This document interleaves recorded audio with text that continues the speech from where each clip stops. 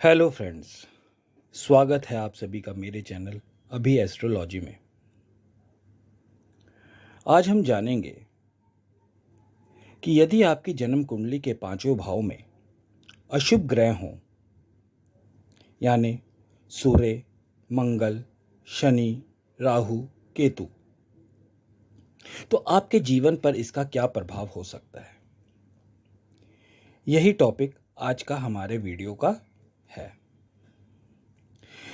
तो वीडियो में जब हम आगे बढ़ते हैं तो सबसे पहले हम जानते हैं कि हमारा जन्म जो पांचवा भाव है हमारी जन्म कुंडली के अंदर बहुत ही महत्वपूर्ण भाव होता है, क्योंकि ये त्रिकोण का भाव है। इससे संतान सुख, ज्ञान, साहस, प्रेम संबंध, शिक्षा सहित अन्य बातों की जानकारी मिलती है। पांचवें भाव के कारक शुभ ग्रह गुरु हैं। ऐसे में विद्या और संतान की स्थिति अच्छी होती है। हालांकि अगर इस भाव में कोई दूषित ग्रह हो तो परिणाम विपरीत भी हो सकते हैं। ज्योतिष में सूर्य, मंगल, शनि, राहु और केतु को अशुभ ग्रहों की श्रेणी में रखा गया है। ऐसे में अगर आपके पांचवें भाव में इनमें से कोई भी ग्रह विराजमान हो तो आपके जीवन पर इसका क्या प्रभाव हो सकता है, चलिए जानते हैं। देखिए, पांचवा भाव महत्वपूर्ण होता है। यह खुशियों का प्रतिनिधित्व करता है, यह रचनात्मकता को दर्शाता है, इसलिए यह भाव महत्वपूर्ण है।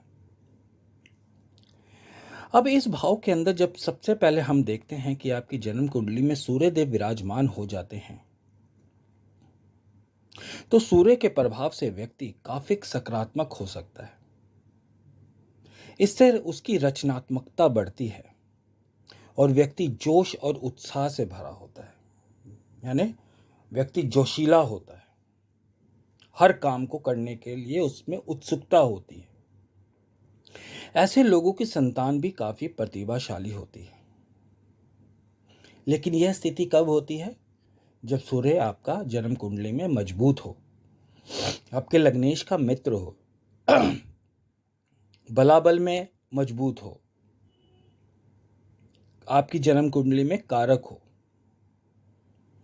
हालांकि अगर इस भाव में सूर्य कमजोर हो, यानी नीच का हो या अशुभ ग्रहों से पीड़ित हो,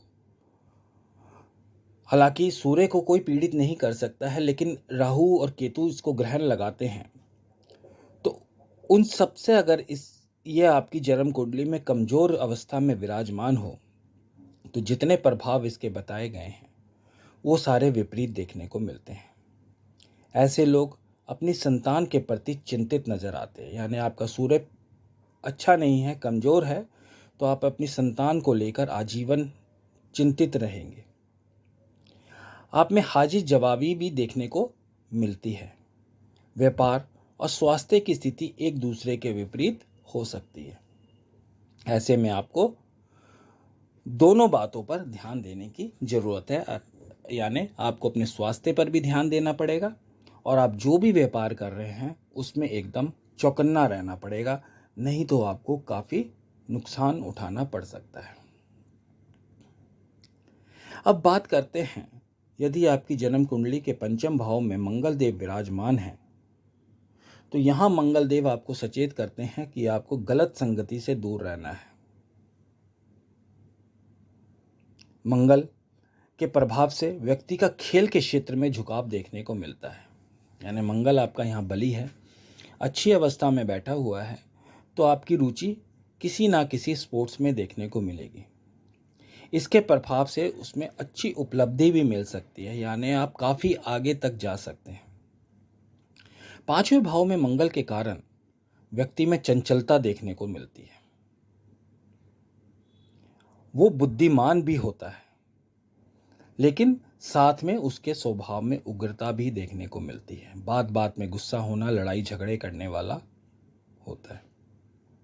यहाँ मंगल आपको गलत संगति के साथ ही गलत कार्यों से भी दूर रहने की सलाह देते हैं। क्यों? क्योंकि यहाँ पे स्थित मंगल आपको गलत संगति और गलत कार्यों में फंसाएगा। यदि आप उससे दूर नहीं हुए तो आपको नुकसान उठाना पड़ सकता है। यहाँ मंगल आपको सट्टेबाजी में भी रुचि दिला सकता है और जिसके कारण आपको नुकसान हो सकता है, जैसे जुआ खेलना वगैरह, कैसीनो में जाके पैसे लगाना, इस टाइप के शौक भी आपके हो सकते हैं। ऐसे लोगों को कब्ज आदि से संबंधित परेशानियों का सामना करना पड़ सकता है, इसलिए अपने खान पान का ध्यान रखें यदि मंगल आपके पंचम भाव में विराजमान है। शनिदेव यदि आपके पांचवें भाव में विराजमान है तो ये स्वास्थ्य और धन पर इसका प्रभाव दिखता है। पंचम के शनि आपके स्वास्थ्य और धन पर अपनी दृष्टि रखते हैं। जीवन साथी के प्रति भी आपकी दिलचस्पी कम कराते हैं। ऐसे लोग अपनी भावनाओं को भी खुलकर व्यक्त नहीं कर पाते, मतलब कि आपके दिल में जो भी होगा उसको दिल में ही रखते हैं, किसी के साथ अपनी भावनाओं को शेयर नहीं करते हैं। यानी आप नीरस प्रवृत्ति के होते हैं, आप में कोई जोश नहीं होता, आपको ज़िंदगी जीने के लिए सिर्फ मेहनत मजदूरी काम यही रहता है। एन्जॉयमेंट आपकी लाइफ में बहुत कम देखने को मिलती है। हालांकि शनि का यहाँ प्रभाव आपको बुद्धिमान जरूर बनाता है, परिश्रमी भी बनाता है, मेहनती होते हैं, काम करने से पीछे नहीं हटते। थोड़े चंचल प्रवृत्ति के हो सकते हैं, लेकिन ऐसी संभावना 100 में एक व्यक्ति में देखने को मिलती है। भगवान के प्रति आस्था आपकी जरूर रहती है। शनिदेव यहाँ पे आपको अगर अच्छी अवस्था में नहीं है तो आलसी और निर्बल भी बना सकते हैं, और आलसी और निर्बल बने तो इसका सीधा असर आपकी आर्थिक स्थिति पर देखने को मिलता है, क्योंकि शनिदेव अगर आपको आलसी बना रहे हैं तो आप चाह कर भी कोई काम नहीं कर पाएंगे, और जब काम नहीं करेंगे तो उसका फल शनिदेव आपको देंगे नहीं, जिससे आपकी आर्थिक स्थिति काफ़ी दयनीय स्थिति में जा सकती है। पंचम भाव में यदि राहु विराजमान हो तो राहु की यह स्थिति काफ़ी खतरनाक मानी जाती है। हालांकि हर स्थिति में नहीं, ये डिपेंड करता है कि राहु पर किसका प्रभाव है। अगर पांचवें भाव में राहु हो तो इसका असर आपके वैवाहिक जीवन पर देखने को मिलेगा। गृहस्थ जीवन में कई तरह की बाधाओं का सामना करना आपको पड़ सकता है। संतान उत्पत्ति में देरी जरूर संभव है। बच्चों के साथ पिता के संबंध में भी समस्या देखने को मिल सकती है, यानी आपकी संतान होगी तो बच्चे आपसे डरने वाले होंगे, आपका तालमेल बहुत मुश्किल से बनेगा। लेकिन आप में दयालुता भी देखने को मिलती है। व्यवसाय आदि में आप सफल हो सकते हैं। लेखन आदि के क्षेत्र में भी आपको सफलता यहाँ का राहु दिलाता है। राहु के कारण कई बार भ्रम की स्थिति आपको पैदा हो जाती है, इसलिए शक वगैरह आपको नहीं करना है।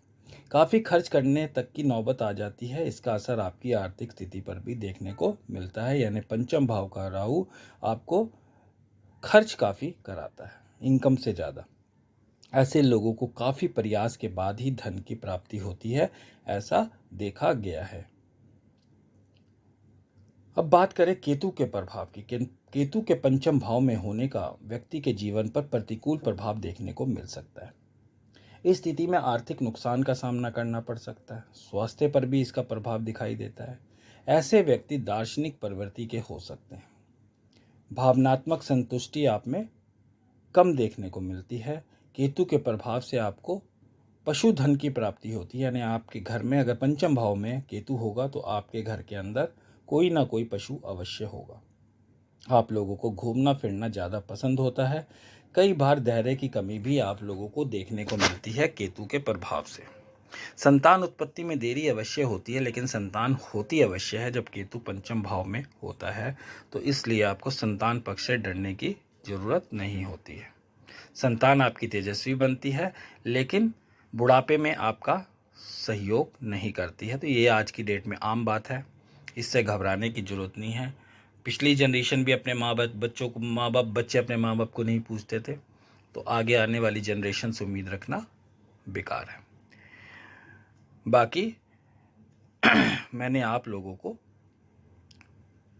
पंचम भाव में अशुभ ग्रह के प्रभाव को बताया। यदि अशुभ ग्रह सूर्य, शनि, मंगल, राहु और केतु में से यदि आपकी जन्म कुंडली में कोई भी ग्रह विराजमान है तो ये देखिए आपकी आपके साथ ऐसी घटनाएं घट रही हैं कि नहीं।